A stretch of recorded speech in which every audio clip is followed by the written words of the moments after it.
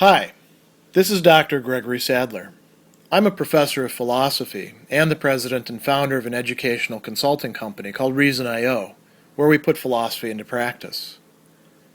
I've studied and taught philosophy for over 20 years, and I find that many people run into difficulties reading classic philosophical texts.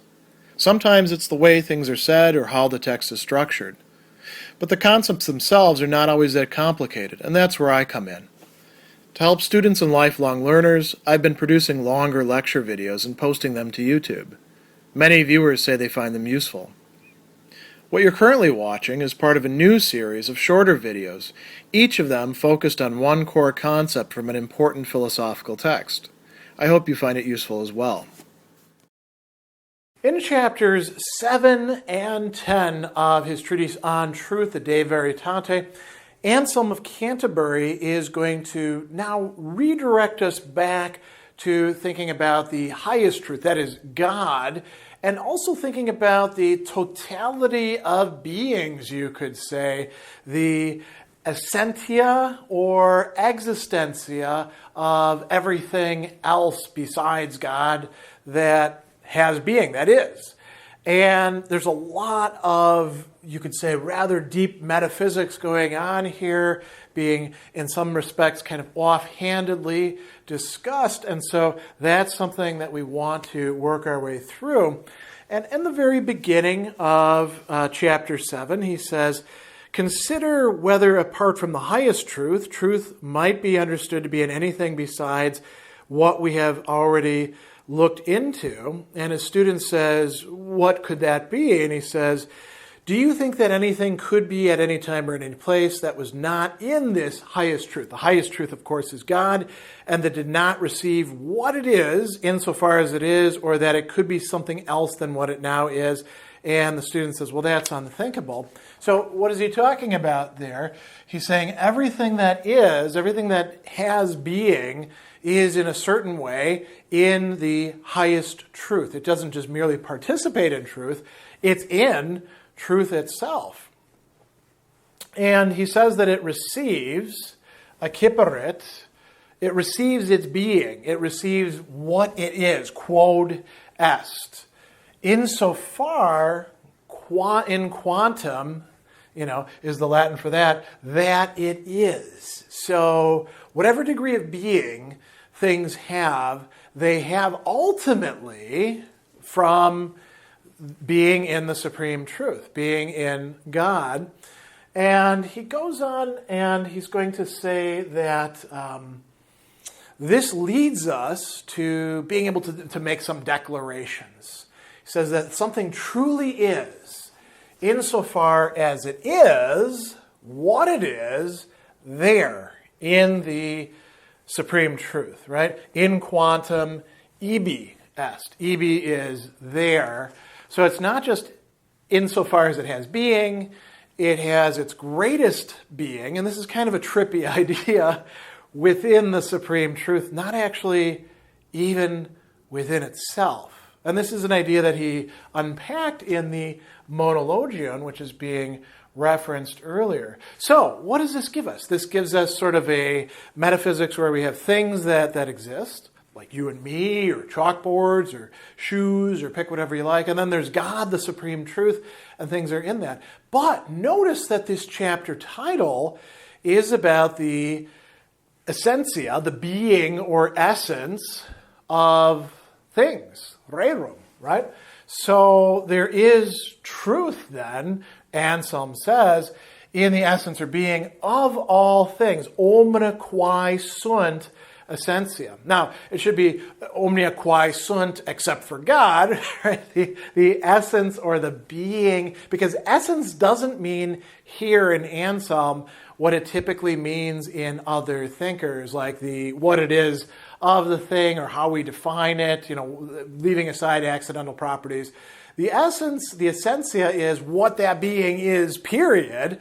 And then the existentia is going to be even going beyond that. But so everything that is, the essence, the being, not just of each individual thing, but of the totality of created being, all of this has truth Why?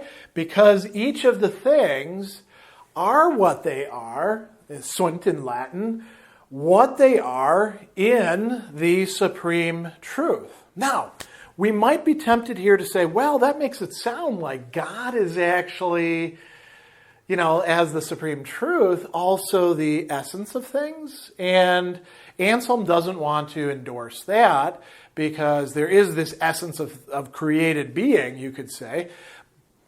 But God is beyond that. God is even more metaphysically basic, superior, however you want to frame it. And he goes on and he talks about each of these things that are as being true, right? He says,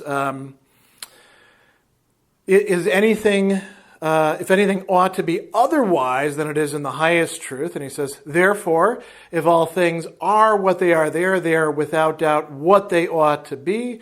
And the student says, they are truly what they ought to be, and whatever is what it ought to be exists or has being rightly, recta. So it has rectitudino, that is rightness or rectitude of whatever it is, which is truth, right? So this is a really important attainment that happens within chapter 7 of On Truth. So he goes on and says, if truth and rectitude are in the essence of things, because they are that which they are in the highest truth, it's certain that the truth of things is rectitude. So we've got being what they are in the highest truth, being in the essence of things, and then their individual being, you could say, if we unpack this a little bit further. When we turn to chapter 10, the terminology is going to change slightly, but you'll notice that it's not Anselm himself who is making this switch, but his student. It's placed in the student's mouth. So Anselm says, you will not deny that the highest truth is rectitude. And then he's going to bring up issues of causality, cause and effect. He says, consider that since all the foregoing, all the rectitudes we've discussed up until this point are such because they are in things which are or do what they ought. Does this apply to the highest truth? Well, the highest truth doesn't have an ought like that. It's not like God or the highest truth is subject to something yet higher that says you ought to be this way. I mean, we human beings sometimes reason about God as if we're going to tell God how God ought to be. But, that's because we get a little bit too big for our britches intellectually and forget that we are, only getting part of the picture and that we don't compel God. So he goes on and he says the highest truth is not rectitude because it owes anything. All other truths owe that highest truth, but he owes nothing to another, nor is there any reason why God is as he is. And then he brings up causality and he says, this rectitude, God, the highest truth, is the cause of all other truth and rectitude, but nothing is the cause of that. And then the student says something kind of interesting. He says, all right, yeah, I get that. I see that when it comes to other things besides God, some of them are just effects, right? So there's a cause for them, and then they are effects, and they don't make anything else happen. Although, they could make something else happen, but we're going to say that they don't. And then there's other things that are effects, but they're also causes for other things. And those are getting us a little bit closer to the supreme truth. So he's going to talk here about the truth that is in the existence of things, in rerum existentia. Now notice, in both cases we have in rerum or rerum, right? We've got existentia, we've got essentia. What's the difference between them? In Anselm's work, existentia is often used to signify that there's like a greater intensity of being or something like that. So for example, the famous so-called ontological argument in Proslogion Book 2 concludes by saying not that Deus sit or Deus esse, but Deus existit, right? Vere, truly. So, what is this adding? It's a little bit difficult to say there. It's sort of like an emphasis, right? So what we have is the being of things, their existence is truth. And it's the cause of, for example, as the student is going to suggest, and Anselm is going to say, well done, right?